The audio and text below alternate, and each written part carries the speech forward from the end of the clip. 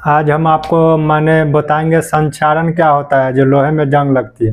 जैसे दैनिक जीवन में उपचयन अभिक्रिया का प्रभाव। जैसे देखिए लोहे की नई वस्तु देखेंगे चमकीली होती है, पर उसको कुछ दिन छोड़ने के बाद उसमें माने जंग लग जाती है। जैसे देखिए कुछ समय माने खुले में छोड़ने के बाद उसमें जंग की परत चढ़ जाती है, जो उसको बोलते हैं हम जो आयरन ऑक्साइड की परत जम जाती है, जो भूरे रंग की होती है। उसमें क्या होता है कि इसका निर्धारण करने के लिए जैसे जस्ते का लेप चढ़ाया जाता है। इसका निर्धारण के लिए जेड कहते हैं। जस्ते के लेप चढ़ा दीजिएगा अगर लोहे के परत पे छड़ हो या ग्रिल हो तो उस पर माने अथी नहीं होगा, जंग नहीं लगेगा।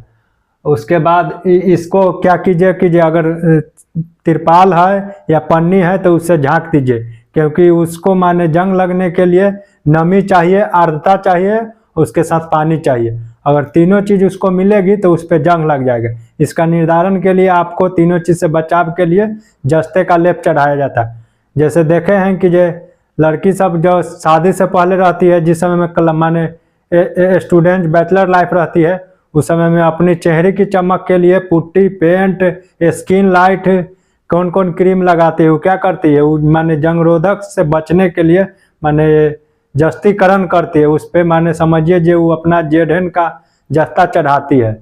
में स्किन लाइट ऐसा न हमारे मुंह पर लगाएगी कि जो पूरा माने चेहरे की अथी है लाइटें उड़ा देगा, चमड़े उड़ा देता है।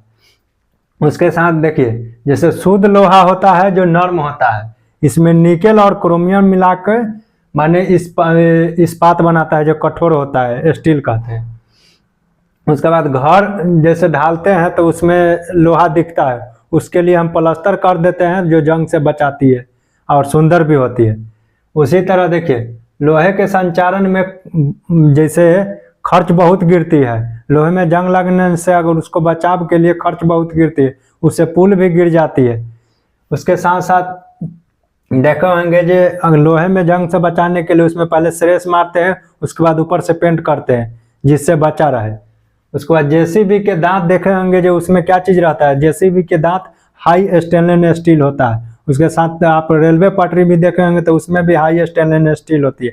और जंग से बचाने के लिए उसमें मैग्नीज पाया जाता है, मैग्नीशियम ना तो मैग्नीज माने नामक धातु मिलाया जाता है। उसके बाद देखिए सोना और चांदी में ऑक्सीकरण बचाने के लिए उसको अलग अलग डब्बा में रखिए, एक साथ नहीं रखिए। सोना, चांदी, तांबा तीनों को अलग अलग रखिए, क्योंकि तीनों को एक साथ रखिए तो उसमें ऑक्सीकरण होके और वही माने उसमें धूमिल आ जाएगा।